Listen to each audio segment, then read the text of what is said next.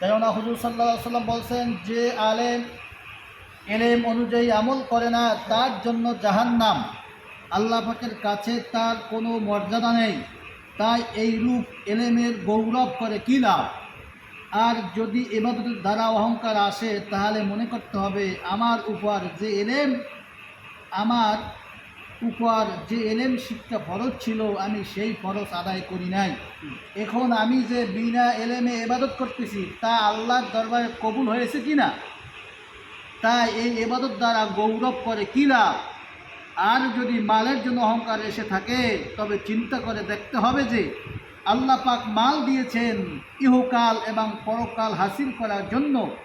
তাই গবেষণা করে দেখতে হবে যে আমার মাল দ্বারা আমার ইহকাল এবং পরকালের শান্তির জোগাড় হচ্ছে কিনা, নেক কাজে ব্যয় হচ্ছে কিনা, আমার সন্তানেরা দ্বীনি এলেম শিখছে কিনা। যদি না হয়ে থাকে, তবে এই মাল বেহুদা খরচ করে আমার দোজখের জোগাড় হয়েছে। তাই এই মালের দ্বারা অহংকার করে কী লাভ? আর যদি শক্তির জন্য অহংকার এসে থাকে, তবে চিন্তা করে দেখতে হবে যে আল্লাহ পাক শক্তি দিয়েছেন ইবাদত করার জন্য, কার উপর হয়েছে কিনা। যদি না হয়ে থাকে, তবে এই শক্তির নাশক্রিয়া করার জন্য দোজখ ভোগ করতে হবে। তাই যে জিনিসের জন্য দোজখে যেতে হবে, তার দ্বারা অহংকার করে কী লাভ? আর যদি জনবল পেয়ে অহংকার এসে থাকে, তবে গবেষণা করে দেখতে হবে যে জনতার হাকিকত কি, আমার দ্বারা এদের হেদায়েত হয়েছে কিনা, এদের আমল আখলাক ঠিক হয়েছে কিনা। যদি না হয়ে থাকে, তাদের দ্বারা অহংকার করে কী লাভ? কাফেরের সঙ্গে সাক্ষাৎ হলেও মনে করতে হবে যে এই ব্যক্তির দরজা আমার চেয়ে বড় হতে পারে। এই ব্যক্তি হয়তো মুসলমান হয়ে কোনো পাপে লিপ্ত না হয়ে মরে যেতে পারে, আর আমি মুসলমান হওয়ার পরও পাপ কাজে লিপ্ত আছি। আর আমি এখন মুসলমান আছি, মরিবার সময় কি হালতে মরিব তার খবর আমার নাই। তাই এই ব্যক্তির চেয়ে আমার মর্তবা বেশি, তার নিশ্চয়তা নেই। আর আলেমের সঙ্গে মূর্খ লোকের সাক্ষাৎ হইলে ধারণা করতে হবে যে আমি আলেম আর এই ব্যক্তি জাহেল, উভয়জন পাপের কাজে লিপ্ত আছি। তবে এই ব্যক্তি পাপের কাজ করে জাহেল অবস্থায়, আর আমি পাপের কাজে লিপ্ত আছি আলেম হয়ে। এই হিসাবের আমার দরজা ওই ব্যক্তির চেয়ে উত্তম নয়। আর জাহেল ব্যক্তির ধারণা করতে হবে যে এই ব্যক্তি আলেম আর আমি জাহেল মানুষ। এই ব্যক্তির ইবাদত করিতেছে মাসআলা জানিয়া, আর আমি ইবাদত করিতেছি মাসআলা না জানিয়া। তাই আমার দরজা আলেম অপেক্ষা বহু নিচে। আর বেশি বয়সী লোক অল্প বয়সী লোকের সঙ্গে দেখা হলে মনে করতে হবে আমার বয়স বেশি আর এই ব্যক্তির বয়স কম। আমি যতদিন ধরে পাপ করিতেছি, এই ব্যক্তি ততদিন দরজা এই ব্যক্তি সে নিচে। আর অল্প বয়সী লোক বেশি বয়সী লোকের সহিত সাক্ষাৎ করলে ধারণা করতে হবে এই ব্যক্তি আমার চেয়ে বয়সে বড়। এই ব্যক্তি যতদিন ধরে ইবাদত করতেছে, আমি ততদিন ধরে ইবাদত করতেছি না, তাই আমার দরজা এই ব্যক্তি চেয়ে কম। সব সময় নিজের উপর বদ গুলুমনি রাখবে।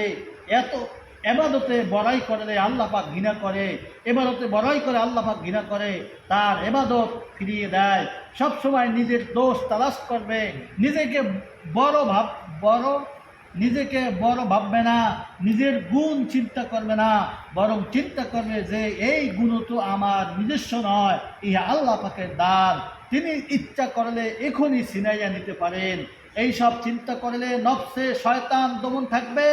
ধর্মবিরোধী কাজ করতে গেলে ভয় না হওয়া অহংকারের লক্ষণ। আলেমের কাছে না যাওয়া, আলেমের উপদেশ না লওয়া অহংকারের লক্ষণ। যার কোরআন হাদিসের জ্ঞান আছে তাকে আলেম বলে। ফরজ সুন্নতগুলো না মানা, সেই মতো চলতে দিলে না যাওয়া অহংকারের লক্ষণ। হক ফতুয়া মানতে দিলে না চাওয়া অহংকারের লক্ষণ, ক্ষুদ্র কাজ করতে লজ্জাবোধ করা অহংকারের লক্ষণ, নিজেকে বুজুর্গ ও অপর সে মর্তবা বড় মনে করা অহংকারের লক্ষণ, এবং উহাকে তাকব্বারি বলা হয়। যেমন ইবলিস, নমরুদ, ফেরাউন তাকব্বারি করেছিল। যদি বংশের দ্বারা অন্তরে অহংকার আসে তবে মনে করতে হবে সমস্ত মানুষ এক আদমের সন্তান। মায়ের পেটের নাপাকের রক্ত খেয়ে সকলে দুনিয়াতে এসেছিল। পেটের মধ্যে নাপাক পায়খানা বহন করে সকলে দুনিয়াতে ফিরতেছিল। তবে যার আমল ভালো সে মর্যাদা, সে পয়গাম্বার দরজা হইলেও লাভ নেই। যেমন কাবিল এবং কেননা পয়গাম্বারের ছেলে হয়েও বেহেশতে ইস্তেফান পায় নাই, জাহান্নামের কঠিন শাস্তি ভোগ করবে। কোরআন শরীফে আল্লাহ পাক বলেন, অমিন শাররি হাসিদিন ইদা হাসাদ, হিংসুক যখন হিংসা করে তখন তার ক্ষতি হইতে আর চায় প্রার্থনা করছি। সূরা ফালাক আয়াত 5 নম্বর। একটা হারাম গুনাহের জন্য 7,000 বছর জাহান্নামের আগুনে জ্বলতে হবে। হুজুর সাল্লাল্লাহু আলাইহি সাল্লাম বলেন, তোমার হাসাদ হইতে বেঁচে থাকো, তোমরা হাসাত হইতে বেঁচে থাকো, কেননা হাসাত নাকিকে খেয়ে ফেলে। হাসাত অর্থ হিংসা করা, অন্যের ভালো দেখতে জ্বলে যাওয়া। হিংসুকে আরবিতে হাসাত বলে। হিংসুক করা কবিরা গুনাহ। ঝগড়া, কলহ, দলাদলি ইত্যাদি সবাই হিংসার আলামত। তাই হিংসা হতে বাঁচতে হইলে যার উন্নতি দেখতে হিংসা এসেছে তার সম্বন্ধে এই ধারণা করবে যে এই ব্যক্তির তকদিরে উন্নতি লিখে আছে, সে জন্য উন্নতি হয়েছে। তাই এই ব্যক্তির সহিত হিংসা করলে তকদির উপর অসন্তুষ্টির গুণ হবে। তাই যার সহিত হিংসা করেছি তার সহিত ভালো ব্যবহার করবে ও তার প্রশংসা করবে। হুজুর সাল্লাল্লাহু আলাইহি সাল্লাম বলেন, তোমরা একে অন্যের উপরে অন্তরে শত্রুতা ভাব পোষণ করবে না। যারা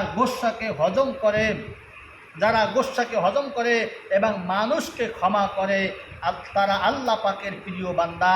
কারো সাথে অন্তরে শত্রুতা ভাব রাখবে না।